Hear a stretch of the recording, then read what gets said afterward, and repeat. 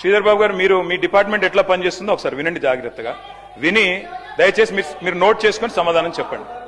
అధ్యక్ష, నిన్న గవర్నర్ గారి ప్రసంగంలో చెప్పారు అధ్యక్ష, మన ఐటీ ఎగుమతులు 3,13,000 కోట్లకు చేరుకున్నాయి, ఐటీ ఉద్యోగాలు 9,39,000 చేరుకున్నాయని చెప్పారు. అంటే ఇది వాస్తవమైన శ్రీధర్ బాబు గారు మీ కేబినెట్ అప్రూవ్ చేసిందే కదా ఇది గవర్నర్ ప్రసంగం? గవర్నర్ ప్రసంగంలోంచి కోట్ చేస్తున్నా నేను. మీ కేబినెట్ అప్రూవ్ చేసింది, ఆ కేబినెట్ లో కూడా మీరు ఉన్నారని అనుకుంటా ఉన్నా.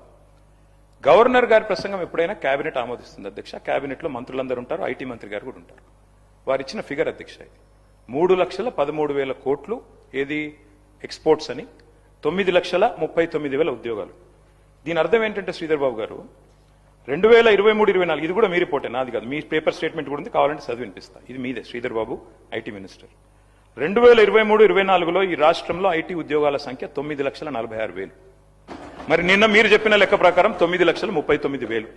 అంటే మీ ప్రభుత్వం వచ్చిన తర్వాత 7,000 ఉద్యోగాలు తగ్గాయని నిన్న మీరు గవర్నర్ గారి ప్రసంగంలో చెప్పారు. ఇది వాస్తవమా కాదా? ఒకటి.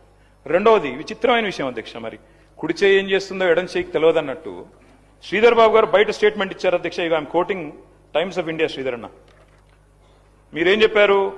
ఐటీ ఎక్స్పోర్ట్స్ 3,60,000 కోట్లు అని చెప్పారు. ఇక్కడ మీ పంపిస్తాను అధ్యక్ష కావాలంటే 3,60,000 crores. గవర్నర్ గారి ప్రసంగంలో 3,13,000 కోట్లు. ఏది వాస్తవం అధ్యక్ష? మంత్రి గారు బయట చెప్పేడుదా, గవర్నర్ గారు నోటమ్మడి ఇక్కడ చెప్పేడుదా? You should fire your secretary. If this is a mistake, bureaucratic mistake, you should fire them. Cabinet లో గవర్నర్ ప్రసంగం ఆమోదించారు, ఆమోదించిన దానిలో కూడా వాస్తవాలు పెట్టరా? ఇక ఈ ప్రసంగానికి విలువ ఉందా, విశ్వసనీయత ఉందా? అంటే 7,000 ఉద్యోగాలు ఐటీ ఉద్యోగాలు మీరు వచ్చాక తగ్గాయి అని మీ ప్రభుత్వం, మీ గవర్నర్ గారు నిన్న చెప్పారు. ఇది వాస్తవమా కాదా దయచేసి నోట్ చేసుకోండి, చెప్పండి. తగ్గిలేదు, పెరిగినాయి, మాదేదో తప్పు జరిగింది తీసి పారేయండి. ఐటీ సెక్రటరీ ఎవరున్నారో తీసి అవతల పాడండి చెత్తబుట్లు. అధ్యక్ష, ఇంకో మాట అధ్యక్ష,